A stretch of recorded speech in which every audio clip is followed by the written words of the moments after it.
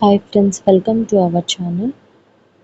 ఈ ఇయర్ ఇంకా ఒక 2 మంత్స్‌లో అరౌండ్ 2 మంత్స్‌లో మనకి యూపీఎస్సీ ఎగ్జామ్స్ ఉన్నాయి కాబట్టి, ఈ ఇయర్‌లో జరిగిన ఈవెంట్స్ ఏవైతే ఉన్నాయో యూపీఎస్సీకి సంబంధించి ఇంపార్టెంట్ ఆర్టికల్స్ కానివ్వండి, ఏదైనా సరే ఇంపార్టెంట్‌వి మనం చూద్దాం. సో, ఫస్ట్ మనం ఎలక్షన్ కమిషన్ ఆఫ్ ఇండియా గురించి డిస్కస్ చేద్దాం. ఎందుకంటే ఇయర్ ఎలక్షన్ ఇయర్‌గా చెప్పొచ్చు. ఎందుకంటే చాలా ప్లేసెస్‌లో మనకి ఎలక్షన్స్ జరుగుతూనే ఉన్నాయి. రష్యాలో కానివ్వండి, ఆల్రెడీ ఇప్పుడు ఆ రష్యాలో ఎలక్షన్స్ అయిపోయినాయి. వ్లాదిమిర్ పుతిన్ గవర్నమెంట్ మళ్ళీ ఫార్మ్ అయింది. సో, మనకు గూడా ఎలక్షన్స్ ఉన్నాయి 2024 ఏప్రిల్, మే టైంలో. సో, అందుకని first election commission of India అనేది ఈ టాపిక్ కవర్ చేద్దాము. మనం కొత్త ఓటర్‌గా ఎన్రోల్ చేసుకోవాలంటే మనకి ఏజ్ లిమిట్ అనేది ఉంటుంది గదా! సో, మనకి 18 ఇయర్స్ అనేది ఏజ్ లిమిట్. ఇది 21 ఇయర్స్‌గా ఉండేది. ఎప్పుడు 1989 బిఫోర్ 21గా ఉండేది. Rajiv Gandhi government 61st constitutional amendment ద్వారా దీన్ని చేంజ్ చేశారు. 18కి తగ్గించారు. ఓటేసే ఏజ్ అనేది రెడ్యూస్డ్ టు 18. సో, అదే ఇయర్ మనకి కొంచెం అంటే కాంగ్రెస్ అనేది ఎరా ముగిసింది. కాంగ్రెస్ ఎరా అనేది క్లోజ్ అయిందనే చెప్పాలి. ఎందుకంటే 450 ప్లస్ సీట్స్ అల్లా ఆ ఇయర్ 1989లో కాంగ్రెస్‌కి 197 సీట్స్ వచ్చాయి. సో, నెక్స్ట్ ఇంకోటేంటంటే అదే ఇయర్‌లో సీఈసీ ప్లస్ 2 ఈసీస్ ఈ బాడీ అనేది ఫామ్ అయిందండి. అంతకుముందు ఓన్లీ సీఈసీ అనే ఉండేది. ఓన్లీ ఒక్క పర్సన్‌నే ఉంది. బట్ నెక్స్ట్ ఇలా ఏజ్ అనేది తగ్గించేసరికి ఓటర్స్ ఎన్రోల్మెంట్ పెరిగింది. దానివల్ల ఎక్కువ మంది వర్క్ అనేది ఒక్కళ్ళ మీద పడిపోతుంది కదా లోడ్. సో, అందుకని ఇద్దరు ఈసీస్‌ని కూడా అపాయింట్ చేశారు అదే ఇయర్‌లో. సో, మళ్ళీ దాని తర్వాత వీపీ సింగ్ గవర్నమెంట్ అనుకుంటా. దాని తర్వాత దాన్ని తీసేశారు. ఈ 2 ఈసీ అనే దాన్ని తీసేశారు. మళ్ళీ సింగిల్ బాడీగా చేసేశారు. మళ్ళీ నెక్స్ట్ పివి నరసింహారావు గవర్నమెంట్ 1992లో మళ్ళీ 3 మెంబర్ బాడీగా చేశారు దాన్ని. ఏది ఎలక్షన్ కమిషన్ ఆఫ్ ఇండియాని. సో, మనకి ఎలక్షన్ కమిషన్ అనేది 1950లో ఎస్టాబ్లిష్ అయింది. జనవరి 25న. సో, అందుకే మనం ఆ రోజునే నేషనల్ ఓటర్స్ డేగా కూడా సెలబ్రేట్ చేసుకుంటాము. And election commission of India అనేది కొంతమందిని కొంచెం పబ్లిక్ ఫిగర్స్‌ని వాళ్ళని నేషనల్ ఐకాన్స్‌గా కూడా చేస్తూ ఉంటుంది. సో, మీకు తెలిసినట్టయితే ఈసారి నేషనల్ ఐకాన్‌గా ఈసీఐ ఎవరిని చేసిందో చెప్పండి. సో, కామెంట్ చేయండి. సో, మనం ఇక్కడ చూడొచ్చు ఎలక్షన్ కమిషన్ అనేది కాన్స్టిట్యూషనల్ బాడీ. ఎందుకంటే ఆర్టికల్స్ అనేవి మెన్షన్ అయ్యి ఉన్నాయి. Article 324-329 part 15 of the Indian constitution. So, ఏదైనా ఆర్టికల్స్ ఉంటే మనకి అది కాన్స్టిట్యూషనల్ బాడీ అని అర్థము. ఆర్టికల్ 324 లో ఇందులో 6 క్లాజెస్ ఉంటాయండి. 6 క్లాజెస్. ఫస్ట్ క్లాజ్ వచ్చేసి preparation of electoral rolls. Next ఇంకా ఈ వర్క్స్ ఏంటంటే ఇది ఎలక్షన్ కమిషన్ ఆఫ్ ఇండియా చేసే వర్క్స్.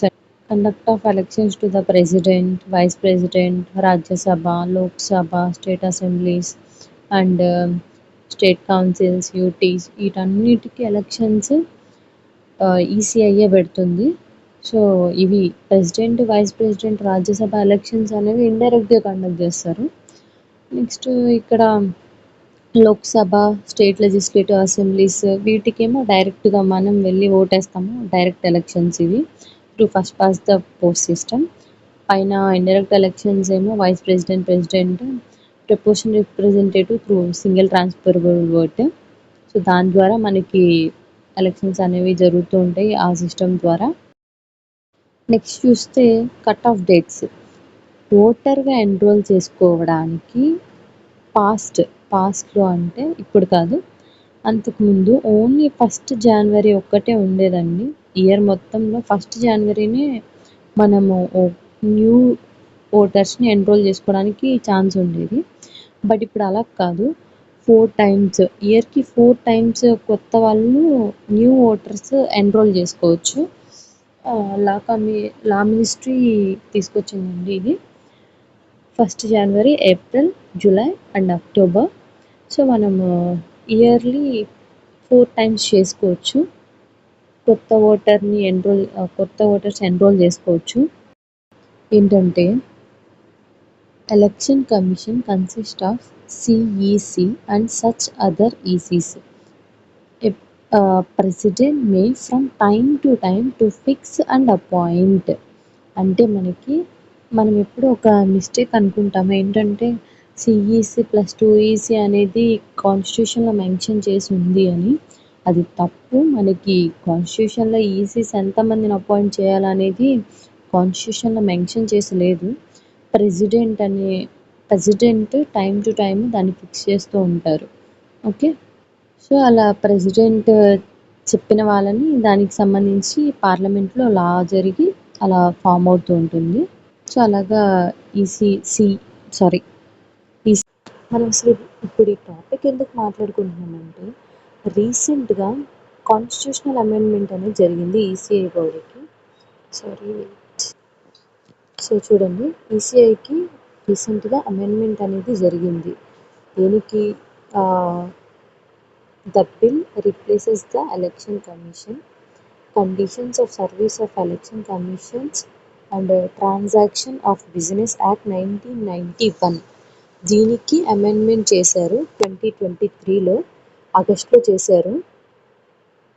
ఈ అమెండ్మెంట్ ఎందుకు చేశారు, దేనివల్ల చేయాల్సి వచ్చింది అనేది చూద్దాము. మార్చ్ 2023లో సుప్రీంకోర్టులో ఒక కేసు ఫైల్ అయిందండి. Anoop Baranwal versus union of India. Same ఈ కేసుని మనకి ఏపీఎస్సి మొన్న గ్రూప్ 1 ప్రిలిమ్స్లో ఇచ్చారు, రీసెంట్గా ఇచ్చారు. అండ్ ఈ కేసు దీనికి సంబంధించింది కాదు, ఈసీఐకే కాదు, ఇంకో కాన్స్టిట్యూషనల్ బాడీకి కూడా సంబంధించింది. ఆ కాన్స్టిట్యూషనల్ బాడీ ఏంటో మీకు తెలిస్తే కామెంట్ చేయండి.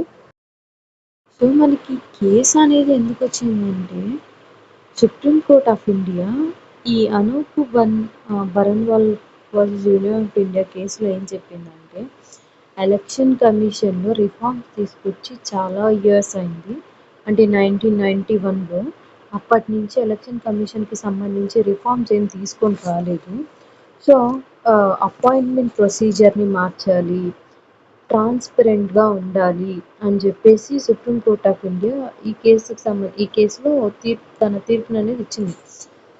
ఏమని చెప్పిందంటే ఈసీఐని అపాయింట్ చేసేటప్పుడు బాడీ ఎవరు అపాయింట్ చేయాలని చెప్పిందంటే PM, leader of opposition and CJI ఈ బాడీతో ఈసీఐని అపాయింట్ చేయాలి అని చెప్పింది. ఇది ఎప్పటిదాకా అమల్లో ఉంటుందంటే పిఎం అంటే పార్లమెంట్ దీని మీద లా చేసేంత వరకు ఈ కండిషన్ మాత్రమే అమల్లో ఉంటుంది అని ఈ కేసులో చెప్పింది. ఇది అనూప్ కేసులో చెప్పింది. సో అందుకని ఇప్పుడు ఎలక్షన్స్ వస్తున్నాయి కదా, సిజేఐ ఈ బాడీ కాకుండా పార్లమెంట్ అనేది కొత్తగా దీని మీద లా చేసింది. అంతేకాకుండా సుప్రీంకోర్టు కొన్ని బాడీస్ని మెన్షన్ చేసిందండి. ఏంటంటే ఈ సిబిఐ అని, లోక్పాల్ అని, వీటిని ఎలా అయితే మనం అపాయింట్ చేస్తున్నామో as it is same election commission of ఇండియాని కూడా ఆ విధంగానే అపాయింట్ చేయాలి అని చెప్పి సుప్రీంకోర్టు ఈ ఎగ్జాంపుల్స్ని మెన్షన్ చేసింది. సిబిఐ, లోక్పాల్. ఓకే. సో వీటితో పాటు సుప్రీంకోర్టు ఇంకేం చెప్పింది, Dinesh Goswami committee on electoral reforms 1990, law commissions and 255th report, ఇవన్నీ కూడా ఎలక్షన్ కమిషన్లో ఆ బాడీలో తీసుకురమ్మని చెప్పినవి. సో ఇవి కూడా ఎగ్జాంపుల్స్గా చూపించింది సుప్రీంకోర్టు అనేది. సో ఈ రెండు కమిటీస్ ఇందాక చూసాం కదా, దినేష్ అండ్ లా కమిషన్, ఈ రెండు ఏం చెప్పినవి, సిజేఐ అంటే బాడీ, సో ఈసీఐని అపాయింట్ చేసే బాడీ అనేది ఎలా ఉండాలి? CJI, leader of opposition and prime minister, consist of prime minister. So ఈ బాడీ ఉండాలని ఆ కమిషన్స్ కూడా రికమెండ్ చేసినాయి. ఇక్కడ మనం చూస్తున్నాం లీడర్ ఆఫ్ అపోజిషన్ అని. ఇప్పుడు 17th లోక్సభలో మనకి లీడర్ ఆఫ్ అపోజిషన్ అనేవాళ్ళు లేరండి. సో అప్పుడు ఆ కండిషన్లో అప్పుడు leader of the largest opposition పార్టీని లీడర్ ఆఫ్ అపోజిషన్గా తీసుకోవాలి. మనకి లీడర్ ఆఫ్ అపోజిషన్ అనేది స్టాట్యుటరీ బాడీ అండి. స్టాట్యుటరీ బాడీగా 1977లో రికగ్నైజ్ చేశాను. అసలు లీడర్ ఆఫ్ అపోజిషన్ నేను 1969లో ఫస్ట్ రికగ్నైజ్ చేశాం లీడర్ ఆఫ్ అపోజిషన్ని. బట్ అది స్టాట్యుటరీ బాడీగా రికగ్నైజ్ అయింది మాత్రం 1977లో. అండ్ లీడర్ ఆఫ్ అపోజిషన్ని షాడో పిఎం అని కూడా అంటారు కొన్నిసార్లు. సో ఇప్పుడు సుప్రీంకోర్టు చెప్పింది కదా, వాళ్ళు పార్లమెంట్ లా చేసేంత వరకు సుప్రీంకోర్టు ఏదైతే జడ్జిమెంట్ ఇచ్చిందో ఎలక్షన్ కమిషన్ అపాయింట్ చేసే body CGI plus PM plus leader of opposition అని అదే కంటిన్యూ అవుతుందని చెప్పింది. సో అందుకని బీజేపీ పార్టీ వాళ్ళు, అంటే ప్రజెంట్ ఇప్పుడున్న పార్టీ అదే కదా, సో అందుకే వాళ్ళు అమెండ్మెంట్ బిల్లుని తీసుకొచ్చారు. The bill replaces the Election Commission Condition of Service of Election Commissioners and Transaction of Business Act 1991. దీన్ని అమెండ్ చేస్తున్నారు. సో ఈ బిల్లు దేన్ని అమెండ్ చేస్తుందో చూద్దాం. Address the appointment, salary, removal of CEC and EC, వీటన్నిటిని ఇది అమెండ్ చేసింది ఈ బిల్ అనేది. ఈ bill 2023 bill, constitutional amendment act 2023 ECI సంబంధించి. సో ఇప్పుడు అపాయింట్మెంట్ ప్రాసెస్ని చూద్దామండి. అపాయింట్మెంట్ ప్రాసెస్ ఎలా అంటే, ఇందాక సుప్రీంకోర్టు జడ్జిమెంట్స్లో మనం ఏమి విన్నాము? CJI, PM plus leader of opposition. But parliament law చేసేసింది ఏమనంటే, సిఈసిని కానీ ఈసీని కానీ అపాయింట్ చేయడానికి prime minister, union cabinet minister, leader of opposition. Union cabinet minister అనేది పిఎం చెప్తారండి, రికమెండ్ చేస్తారు. సో వాళ్ళు అవుతారు. పర్టికులర్ మినిస్టర్ అనేది ఏం లేదు. In case leader of opposition లేకపోతే మాత్రం చెప్పాను కదా ఇందాక, leader of largest opposition party in the Lok Sabha, వీళ్ళు అపాయింట్ చేస్తారు. ఇన్ కేస్ ఒకవేళ ఎవరైనా గనక ఈ చెప్పిన వాళ్ళలో ఈ ముగ్గురులో ఎవరైనా ఒకళ్ళు గనక ఆబ్సెంట్ అయి ఉన్నా కానీ వాళ్ళు మిగతా ఇద్దరు చేసిన అపాయింట్మెంట్ అనేది వ్యాలిడ్. చూడండి, వ్యాలిడ్, ఇది చాలా important. Recommendations of the selection committee will be valid even when there is a vacancy in this committee. So vacancy, ఇప్పుడు లీడర్ ఆఫ్ అపోజిషన్ అనేది వేకెన్సీలో ఉన్నా కానీ ఈ 2 members PM plus cabinet minister చేసిన వాళ్ళే ఫైనల్ అని చెప్పి ఈ బిల్లో ఉంది. ఇది ఫస్ట్. సో మనకి ఇక్కడ ఏం చెప్తున్నారంటే, ఇక్కడ changes in salary and condition అమెండ్మెంట్లో ఇది కూడా ఒక part. Salary and conditions of service అనేది క్యాబినెట్ సెక్రటరీకి ఈక్వల్గా చేద్దాం అనుకున్నారు ఫస్ట్ అమెండ్ చేసినప్పుడు. బట్ కానీ క్రిటిసిజం రావడం వల్ల ఎక్కువగా సుప్రీంకోర్టు జడ్జికి ఎలా అయితే ఉంటుందో శాలరీ అండ్ కండిషన్ సేమ్ అలానే ఉంచేశారు. 1991 యాక్ట్లో ఉన్నదే కంటిన్యూ చేశారు.